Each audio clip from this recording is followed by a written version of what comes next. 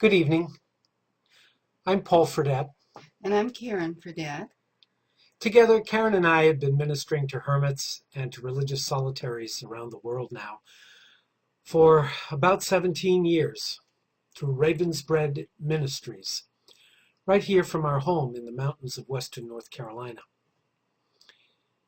Last March, we received and responded to a very gracious invitation from Brother Sean Bradley to contribute to the efforts of the interfaith Franciscan community by participating in weekly presentations on the Doves for Peace channel.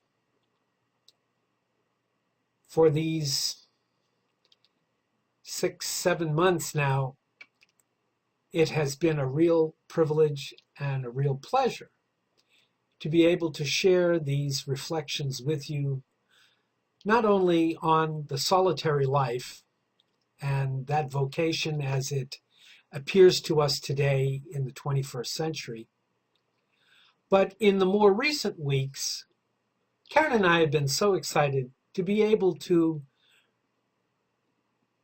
present, if you want, a retelling of the story of Clare of Assisi. Since Karen had done so much research on her life and her times back in the 1980s, early 1980s, early 1980s. The book came out in 1984 for the first time. And just recently, her book, Clare, Her Light and Her Song, was reprinted on the occasion of the 800th anniversary of the Poor Clares. Clare was a fascinating woman. She was a courageous woman and an inspiring woman. And although a woman very much of the 13th century, in many respects, we feel, both of us, that Clare could serve us well as a model for us and for our lives in the 21st century in terms of responding to the inspiration of the divine, to the promptings of the Spirit, if you want to use that term, to the call of the infinite, if you want to use that term, or if you are a Christian, if you want to respond wholeheartedly to Jesus Christ. Karen and I can think of no better models than Francis and Clare. But right now, we're telling the story of Clare. And last week... But you can never tell the story of Clare without telling the story of Francis. Absolutely not. Absolutely not. Even though for these presentations, Clare has the limelight because we're telling her story, but Karen's right. It's impossible to tell the story of Clare without telling the story of Francis. And where we left off last week was that Clare had finally come to the place she would call home for the next 42 years.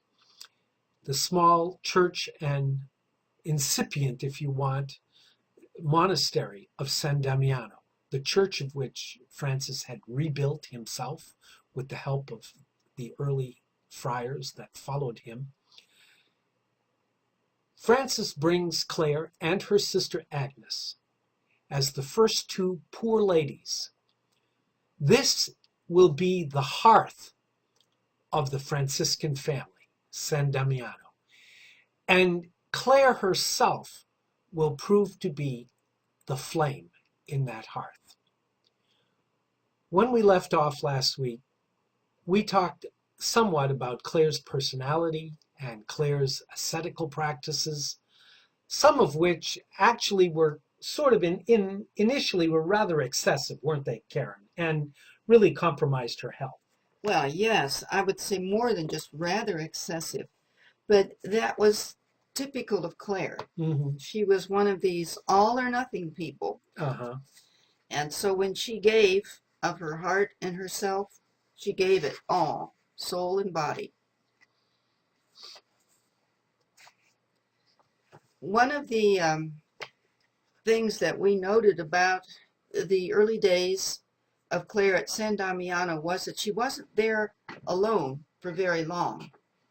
She had apparently impressed the other girls and women that she grew up with, both in Assisi and when the family was in exile in Perugia, just 12 miles across the Spoleto Valley, that when she decided to live the Franciscan ideal at San Damiano, it wasn't long before the girls and women who knew her growing up came knocking on the door.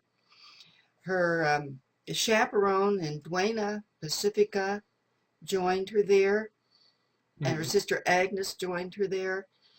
Benvenuta from Assisi joined her there. Cecilia from Perugia. Gradually, there grew up around Clare a group of a dozen or more within a year or so. Mm-hmm. And the lifestyle that was lived there was based on two different lifestyles that Clare had briefly experienced. The Benedictine lifestyle, which gave a lot of emphasis on the liturgy of the hours, or the divine office, as it was often called in those days, plus the simplicity of the Beguine community of San Angelo, where Clare and her sisters lived a more hermit-like life. I was fascinated in reading about Clare's days at San Damiano, and I read about it as it was described by the women who lived it with her and who were there to tell about it after her death. One of the things they spoke of was Clare's love of prayer. Karen, how about if while you're describing that, how about if we move over here to this one illustration, and if all of you who are viewing with us remember last week our walkthrough of San Damiano, you might even remember this door frame, which is the entrance to the choir area. And this is an illustration. We're not sure exactly what is the date. It's a fairly recent one, but it gives a pretty accurate, pretty good sense of what one might have seen, the sight one might have seen if one had entered the cloister, had entered the choir while Clare and her sisters were at prayer. Yes, because they said that after the night prayer, Compline, most of the sisters retired, but Clare would remain in prayer in the choir through the night until it was time to waken the sisters for matins, which usually was recited about 2 a.m. So, and they said the description I saw was rather sweet. Said that Clare would take the light from the choir, which you see they only have one, and would go up those steps to the dormitory and waken the sisters quietly by signs. And apparently not everybody woke as easily. And one of the sisters commented that if a sister failed to waken at once, Clare would call her by other signs. So I can imagine a little shake on the shoulder rather than just a little tap on the cheek. Now, did they have a bell? There was mention of a bell, but I know some people can sleep through a lot, even a bell. But Clare called her sisters to prayer. She was there already, and they came to her, and if they saw a light in the chapel, I'm sure some of the light was coming from Clare herself. We have a prayer that was attributed to Francis, and I think it expresses the fire and the love that was burning in Clare also. Of Francis, it was written that his conviction was that the love of him who loved us much is much to be loved. And that was certainly Clare's conviction. And the prayer called absorbiat, which is a Latin term meaning drawing together, gathering up, goes like this. It is attributed to Francis, but I can imagine Clare praying it frequently. May the power of your love, O Lord, fiery and sweet as honey, wean my heart from all that is under heaven, so that I may die for love of your love, you who were so good as to die for love of my love. This is the sentiments that motivated Clare when she prayed. I think what Karen and I would like to spend some time this evening exploring that relationship between Francis and Clare, especially as it is depicted in art, in early art as well as in modern art, because the religious iconography says a lot about the way in which the people depicted are regarded. But from the outset, let's be clear that even though much has been made in many different ways of the relationship between Clare and Francis, some of it hardly based in fact or in history, perhaps quite beautiful, perhaps romantic, Poetic. almost always poetic. Nevertheless, what is at the heart, as Karen just read the Absorbiat, is this burning love. It was a love that set both of them, Clare and Francis, on fire. And it was that fiery love that was at the heart of their relationship, and that was the connection between them. Yes. Because Francis and Clare were not companions. Francis and Clare were definitely not lovers in the human sense of the word. Francis and Clare, through most of their adult lives, were not even in each other's presence physically. They weren't even sometimes at all near one another geographically. But within them both burned that single-minded love for Christ in his self-emptying, in his poverty. It's what kindled both their spirits, and it was a love in which Francis recognized in Clare, and Clare recognized in Francis, and it was that formed the bond between them. That having been said, let's just take a look at the way Francis and Clare have been depicted somewhat in art and in media. And first of all, before we do anything else, I'd like Karen, because Karen did most of the research here, and I know that when she first shared it with me, it was a surprise to me. Let's get quite clear right from the outset about their respective ages. Yes. And this was probably one of the reasons that they were so discreet about their meetings, because between the ages of 16 and 18, Clare would meet with Francis from time to time, and he was a man in his late 20s, early 30s. There was actually about 12 years. They're not absolutely certain because birth dates aren't exact, but at least 12 years between the Clare and Francis. So you can think 18 and 30 would be about the difference. So certainly, we're not saying they were age inappropriate had they been married, had they fallen in love in the human acceptable societal sense of the word, and had gone together. Certainly, it would have been appropriate for a man of Francis's age to ask the family of Clare for her hand in marriage, had they been in the same social class or anything, all other things being equal. But we also want to dispel the notion that they were of the same age. Some of the more recent films have almost suggested that they were sort of to give the impression that they were teenagers together, romping through the hills of Umbria, Not which quite. is, it's beautiful, it's poetic, it's just not true. Yes. We'd like to begin by just showing you, if you recall last week when we were taking that tour of San Damiano, there was a small alcove about halfway up the stairs that was considered to be Clare's oratory. Now, when Clare was in that small oratory where they kept the Blessed Sacrament reserved, it would have been very plain, very simple, very unadorned, probably nothing except a few flowers or whatever.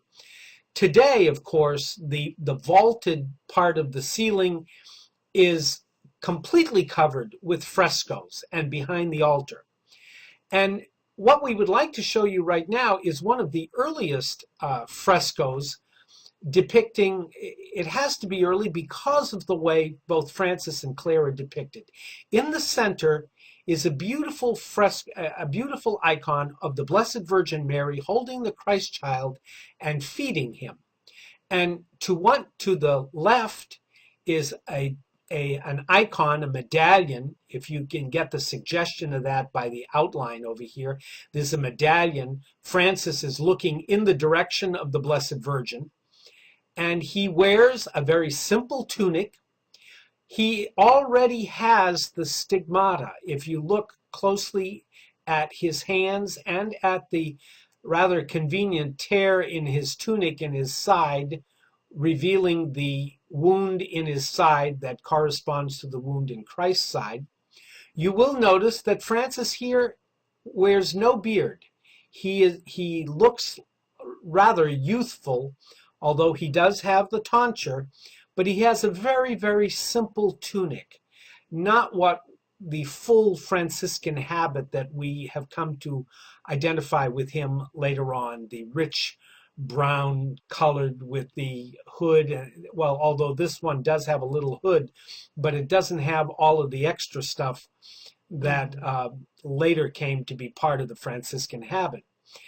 Well, on the immediately opposite side of that is another medallion that is of Clare. And Karen, would you walk us through what is significant about this medallion of Clare?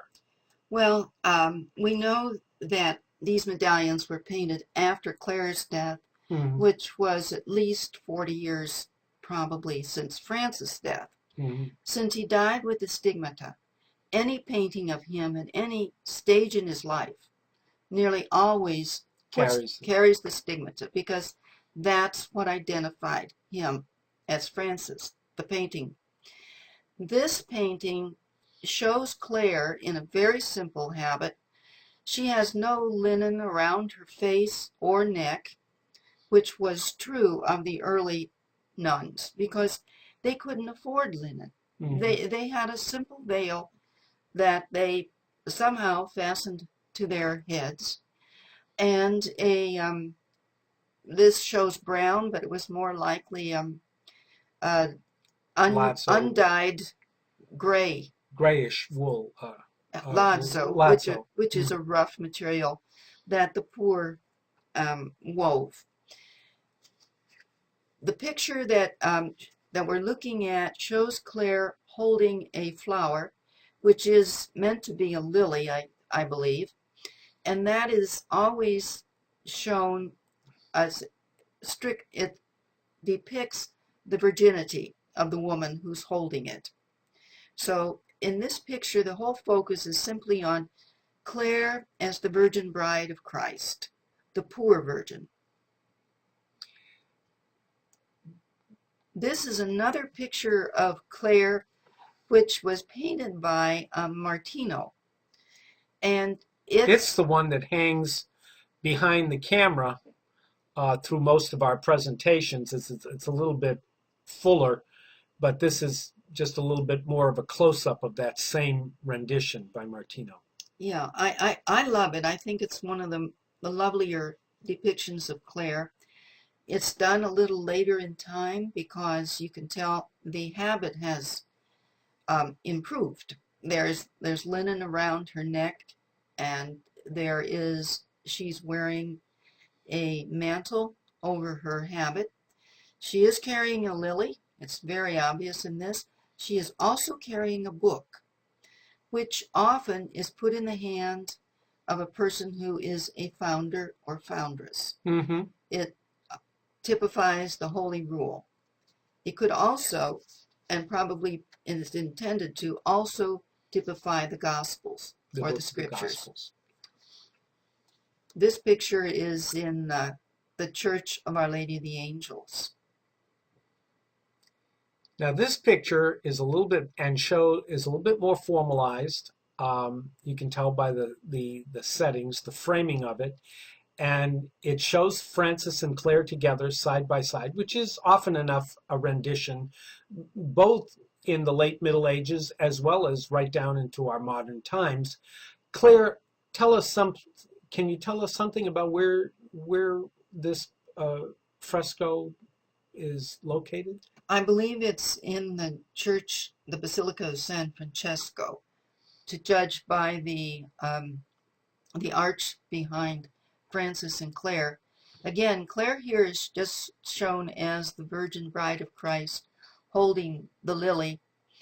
Francis, can you make out very, very faintly the stigmata? But they're both haloed, and they were both declared saints of the church within 2 years of their death.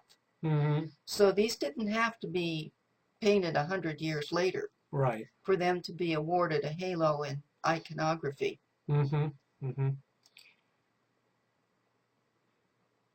This is an interesting depiction of Clare and Francis, and if you notice, perhaps here it's a little bit better representation of the difference in their ages, just if nothing else by the size. But what's a little bit humorous is that actually Clare was in all likelihood taller than Francis. Francis was very, very small of stature, and they say that Clare was a rather tall and stately woman of Lombard descent, and that although she was not overweight or heavy in any way, she was a good size person, whereas Francis would have been actually the smaller of the two. Yeah, perhaps in this picture she's depicted as lower than Francis because it's a scene of Francis instructing Clare. Right. So she's either kneeling or sitting Mm-hmm. at his feet. And we notice that in this picture, here, Clare is attended to by other women, and her hair, her long blonde hair, has not been cut yet. She's not wearing a habit. She's wearing the rich scarlet clothing of her station in life. She has a small bejeweled circlet set in her hair, which would have been typical of women of her social class, of the aristocracy at the time. And Francis is also attended to by friars. So one might this might have been a detail of a much larger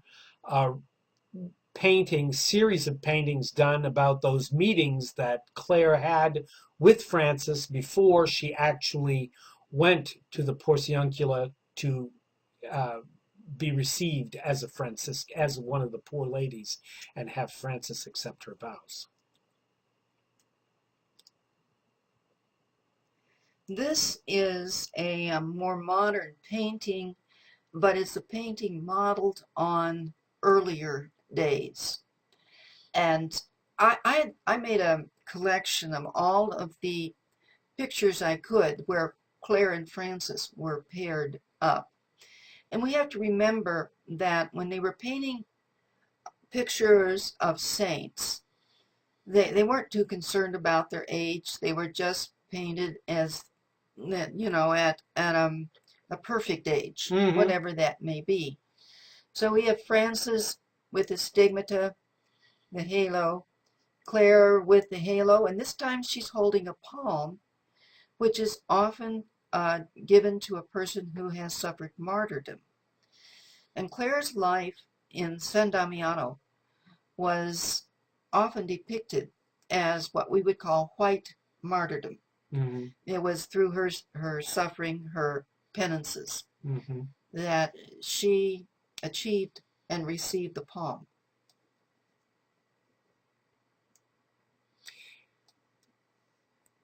The iconography begins to be more and more stylized and more refined.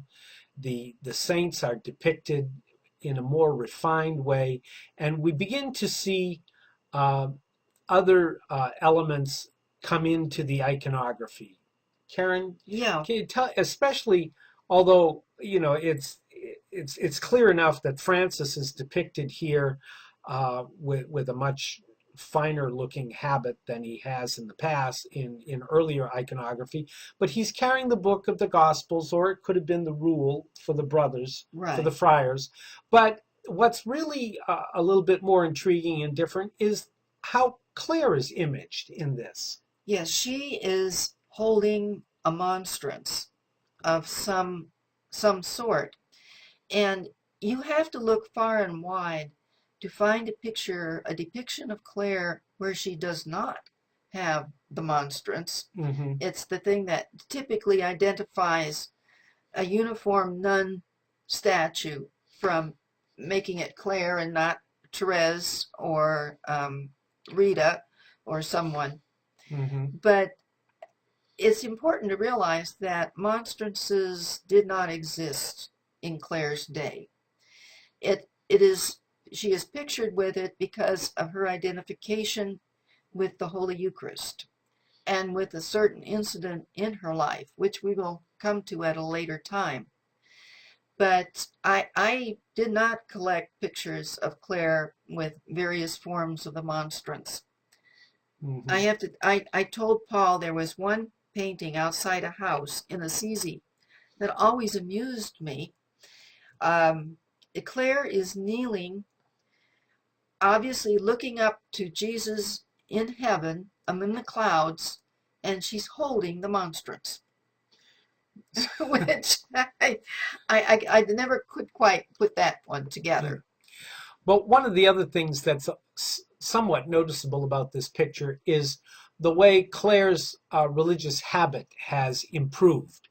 It is much more refined. The linen around her face and neck is quite visible. There's an underveil that is white as well as the overveil that is black. She has a really form-fitting mantle, if you want, over her tunic and cord. And so as we get on in the years, the iconography becomes a lot more sophisticated, and Clare becomes much more, she grows into both a 16th, a 17th, and an 18th century nun, Yes, as it were. yeah. Um, That painting was probably done in about the 1860s, and she's depicted dressed as the nuns of that period, not the that 13th century. yes, and certainly not of the poor ladies. This is a very recent icon that is somehow suggestive, actually, of the San Damiano cross in its outward shape and appearance, and the fact that there are figures that appear beneath the outstretched arms of Christ. In this case, however, the images beneath the arms of Christ are not Mary and John and Longinus and the ones that actually appear in the San Damiano cross. They are Francis and Clare themselves. And in this icon, Francis and Clare are rather stylized. They wear very, very similar habits, very simple. Clare is carrying a cross, a very Yes, small wooden cross she is carrying, and Francis is holding a white dove, the symbol of peace. yes. And I imagine that this cross was painted to depict his devotion to peace and Clare's devotion to the suffering Christ. Now, Karen, you can probably best describe the significance of this, because this is not actually a fresco or a paint. This is actually stained glass, but there's something very special about this image of it. What is it, Karen? Well, actually, it's two separate stained glass windows that were designed in such a way that they could go together, although they are not. But in this picture, they were meshed. And as you can see, they mesh perfectly. You have Clare on the one side with the moon. You have Francis on the other side with the sun. We have brother sun, sister moon.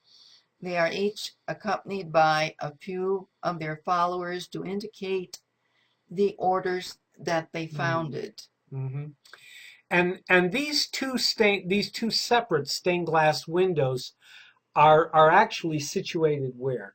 There is a little chapel of the cross, which is in a vestibule off of the San Damiano church itself. And in that vestibule, there is a very large crucifix, and these stained glass windows are on either side of it, below it. So actually the Clare part on one side and the Francis part on the other. Yes, I love that. I tried to get pictures of it while I was there. This again is the style is iconic, and it's what they are carrying that most clearly identifies who they are. In this case, we have Clare again with the cross and her hand raised in blessing as the mother of a founding order, and Francis with a book, which can mean both the holy rule that he gave to his brothers, as well as his devotion to the scriptures, especially the Gospels. But in this case now, we're not looking at just a very simple book, a bound book, or a scroll. We're looking at a book that has a gilded cover to it. Jeweled even. Yeah, jeweled. And even the cross that Clare is carrying is a gilded cross and bejeweled as well. So we're looking at another era, and an era that is distancing itself somewhat from the original historical expressions of the poverty of both Francis and Clare. This is going to be a wonderful picture when we can get it there. When we can get it, right. It is, again, it's done in the style of an icon, and it's entitled The Holy Conversation. It shows Francis and Clare seated around a little outdoor fire, and the risen Christ is between them, above them, over them, to indicate what it was they were speaking of, their great love, which kindled such a great fire in their day and age, and is based on a story, an actual incident, which took place in not far from Our Lady of the Angels, after Clare had been in the monastery for 10 years or more. But we'll save that story for later. Yeah. Have to find a way to create a little bit of suspense and get you coming back, make sure you're with us for the big ending, the big finale. This is one of Karen and I's favorite depictions of Clare and Francis. Again, has very, very little. It's very recent, very modern. It's late 20th century. And it depicts Francis and Clare on the scaffolding at San Damiano, and here doing the brick, literally doing the brick and mortar. And here is Clare handing up bricks in a full habit, handing up bricks to Francis. Plainly nothing actually historical or factual about this, but it captures very much the spirit, carries the spirit of their relationship, that they were helping each other to rebuild the church. It was that command of Christ to Francis, Francis, go and rebuild my church, which, as you can see, is falling into ruin. And here Clare is very much depicted as being essential to that vocation and that task. She is right there along Francis' side. She is the one providing him with the bricks with which to rebuild the church. So this is very much a joint vocation, a joint venture, a joint journey on both their parts. Here is again, it's a modern painting, the Francis and Clare. This is what you would call a part of an entire larger painting. They're looking up at a saint. We think it's Saint Rufino, who was the patron of Assisi, the first bishop there. And Clare and Francis are depicted. Their habits are depicted as they were in the early days. So the style was to go back and pick up the more of the simplicity of the early days. But they are there together praying. This is an interesting one, isn't it, Karen? Oh, I love it. We just came across this one recently, and it's very stylized, of course, and it looks like an etched plaque is what it looks like. But what it does is it, as the actual countenances of Francis and Clare are merged on one side, they center in on the focal point, which is the Tau itself, the figure of the Greek Tau, which became Francis's own emblem. Right, Karen? Yes, he didn't find it easy to write, and he would dictate many of his letters, but he would sign them with the sign of the cross, the Tau, the T-shaped cross. And that was his own symbol and has become known throughout the world as the Franciscan cross. We decided to include some of these recent film trailer kind of covers because while on the one hand preserving very much the spirit, the fervor, the joy, the wonder of the whole Franciscan movement and of the beginnings of the Franciscan family, they also portray some of the, or kind of solidify some of the misconceptions.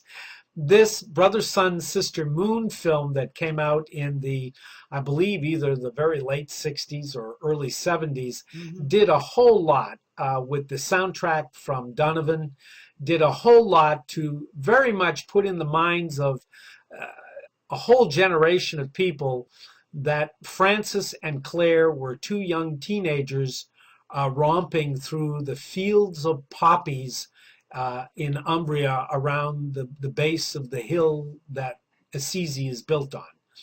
And while it's very poetic and very joy-filled and actually quite romantic, it's also quite unhistorical. But the Franciscan family still loves it for it. It preserves the essential poetic joy that is part of a genuine vocation to the gospel living. A little bit more recently, I think probably in the mid 80s, I think, Karen, because you saw this. No, it wasn't this one you saw. This No. one actually may be a little bit even later than the one you saw. But this is one that in English is entitled Clare and Francis. It has an Italian title. The original is in Italian, and it is Chiara e Francesco. And there's another movie, which does a little bit more historic justice to the story, the relationship of Clare and Francis and their story. It's quite a bit actually more historical than Brother Sun, Sister Moon. However, it does take some genuine theatrical liberties with the actual story. What's interesting about this one is Clare and Francis, not Francis and Clare, and it actually tells the story of Francis through the eyes of Clare. Yes, yes, it And does. continues after his death, Clare's life. Mm-hmm. This is a comparable. This is the Spanish version, which is Clara y Francisco. Um, and and again, the players did an excellent job, uh, but and did a lot more to preserve, I guess, the integrity, the holy integrity of the relationship between Francis and Clare. Yeah, I thought that was beautifully done in That this. part of their relationship was very accurately portrayed, and so from that point alone, we recommend that to get a kind of a sense, a good visual sense of what that special relationship of two genuine kindred spirits and genuine soulmates was. Um, this particular film does a lot for that.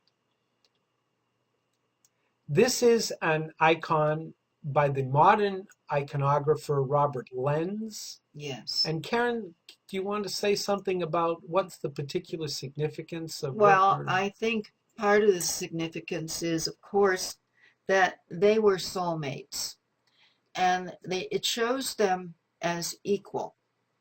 The equality of what each contributed to the Franciscan family is undeniable. And Lenz's icon brings that out.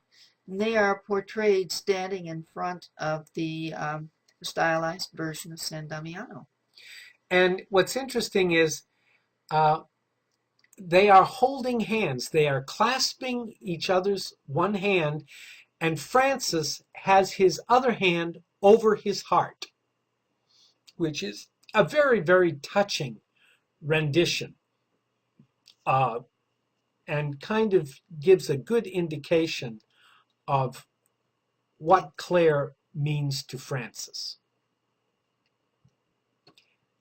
And while we're speaking of hearts, here is a rather, it's modern and it's obviously a stylized icon.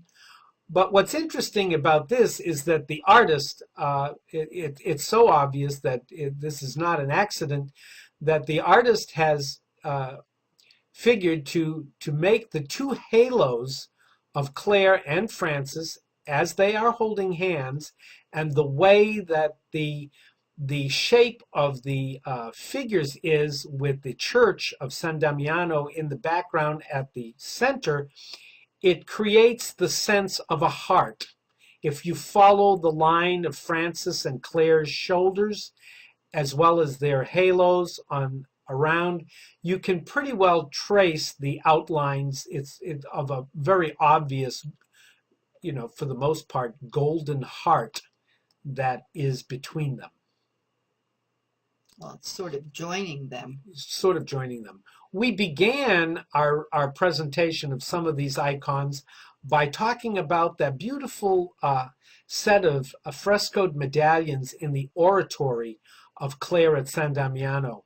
This, in a way, represents the same arrangement, but this is a rather modern rendition. It looks more to be a watercolor, but it's done somewhat reminiscent of the classic Russian icons, and in the way that the characters are situated and positioned. And again, it has Mary and the Christ child enthroned in the center, and it has Clare to one side looking towards Mary, and Francis in the other side looking towards Mary as well. So they're looking at each other, but they're also facing Mary and the Christ child. And Karen, maybe since you retrieved this particular print from Assisi itself, maybe you should tell us about this one over here. Well, this one I think was first first drawn to celebrate the anniversary of Francis' birth in 1994, and it indicates the element of joy and carefreeness. The freedom. Yeah. The freedom, yes. You're not looking here for anything like historical reality. What we're looking and finding here is the spiritual reality, that the joy that Francis and Clare experienced and passed on to their followers. They are, as it were, playing in sister water, who is cascading down from the Basilica of San Francesco behind them, which indicates their devotion to the church as well. They were fed by the church and were very faithful to her. And in their faithfulness to the church did not take away from their obvious, at least in this artist's rendition, capacity to revel together in the joy of the Holy Spirit, which, as you can see, is a dove. And right below them, Clare and Francis, both almost dancing in the water. In fact, they look to be dancing. And if you look closely, you'll see that Clare is wearing no veil. Her long golden hair has not been shorn. She's wearing a simple tunic. She's barefoot. Francis also has a very simple tunic. He too is barefoot. There is just so much joy and so much freedom of movement in this rendition that it goes a long way, while being obviously not any kind of historical representation. It goes a long way to expressing the authentic heart of the Franciscan vocation here. In fact, I found it was another way of expressing the absorbiat, the prayer that we started out with. May the power of your love, O Lord, fiery and sweet as honey, wean my heart from all that is under heaven, so that I may die or I may dance for love of your love, you who are so good as to die for love of my love. Yeah. Paul, would you say a little bit about how Francis regarded Clare? Well, Francis really regarded Clare as the bride, the spouse of his Lord, the Lord he served.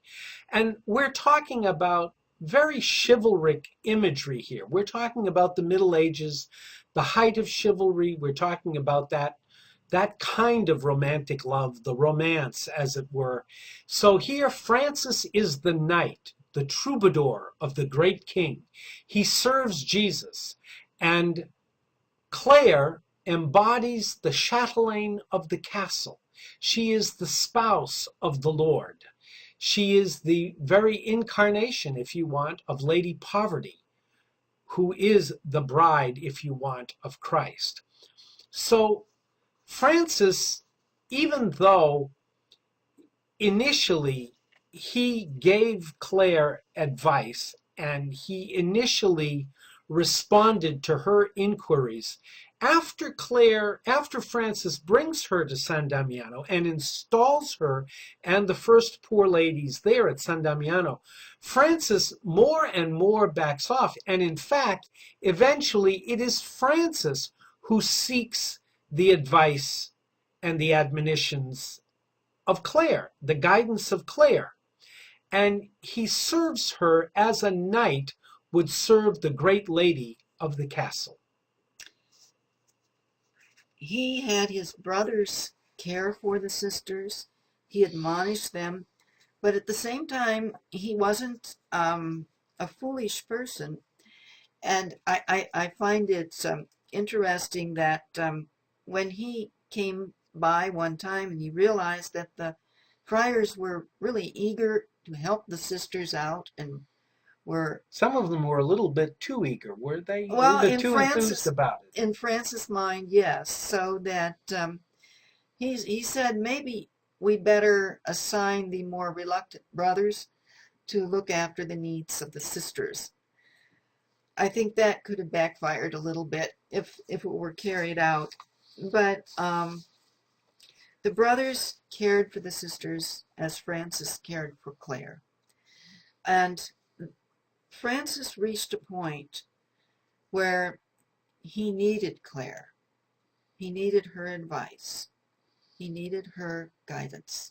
Yes, we talk in history, there was a moment that came of Francis's great doubt, a great agony of doubt, because for Francis, his devotion to prayer and to prayer life, he was irresistibly drawn to this, because when he was in prayer alone, he could commune with the Lord, for whom he was on fire with love.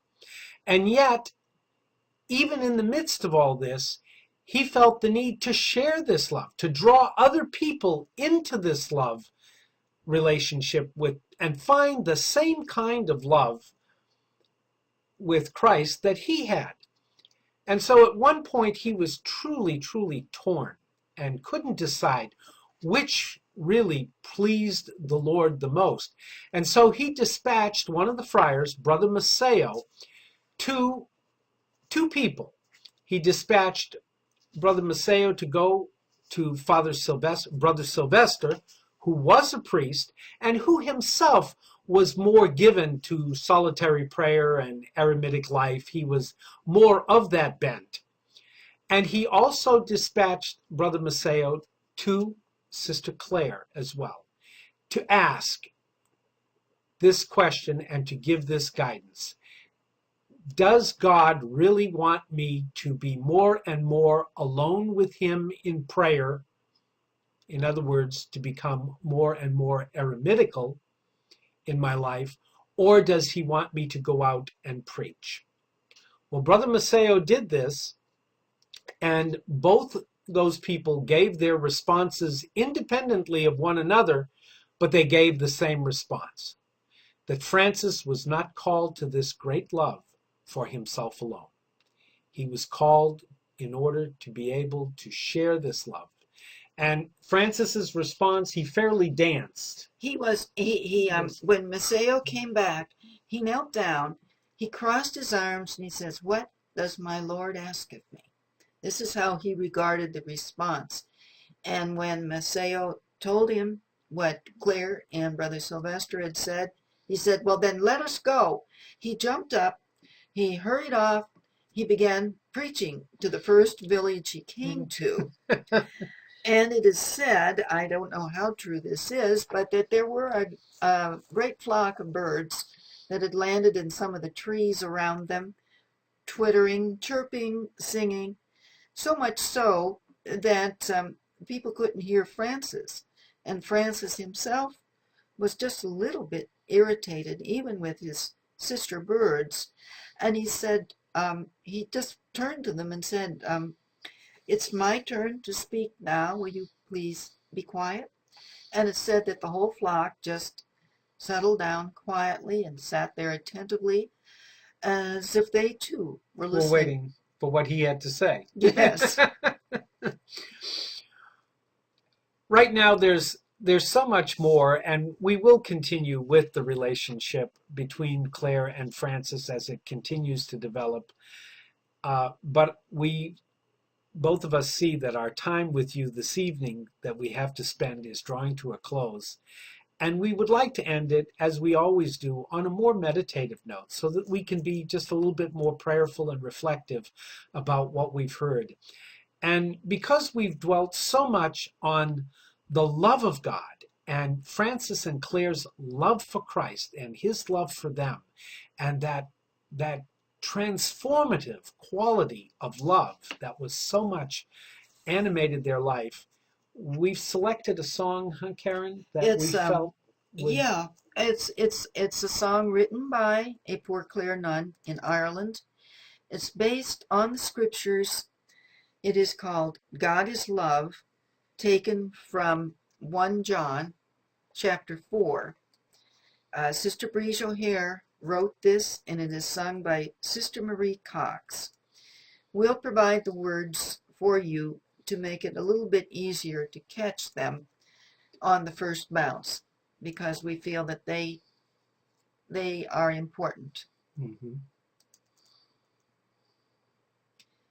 And this song is called one of the songs of transformation from the living word of God.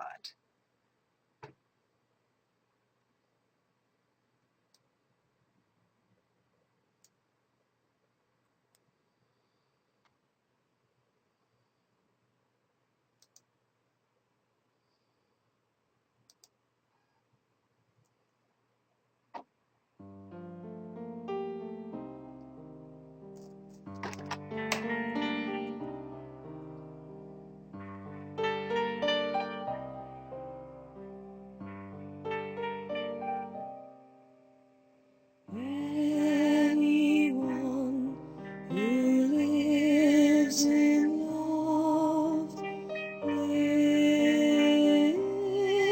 in God. Anyone who lives in love, God lives in him. Since love comes from God, and God is love, we can know we live in God if we know we love.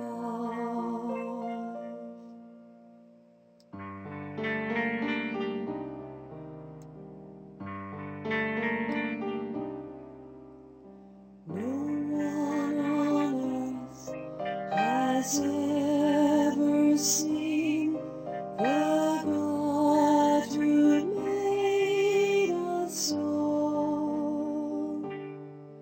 But as long as love is in our hearts, we know God lives in us. Since love comes from God, and God is love, we can know we live in God if we know we love.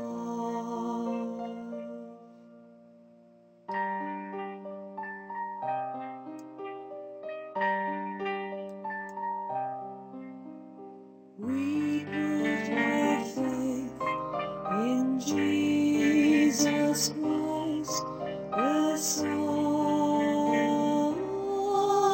of God. God lives in him, and he in God, and in him we are one. Since love comes from God, and God is love,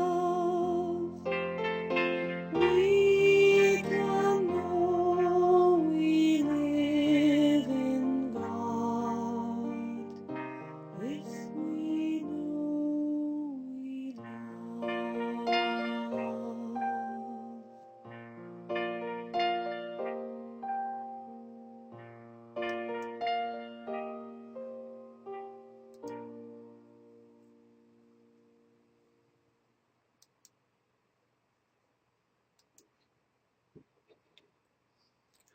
We want to take this moment to thank you again for joining with us this evening.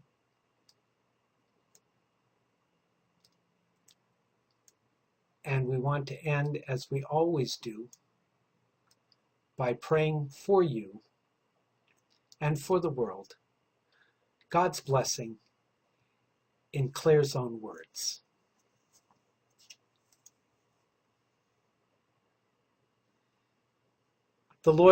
May the Lord bless you and keep you. May he show his face to you and be merciful to you. May the Lord turn his countenance to you and give you peace. May the Lord be with you always. And wherever you are, may you be with him always. Again, for Karen and I both, we thank you, and we hope to see you again next week. Good night, and God bless you. God be with you.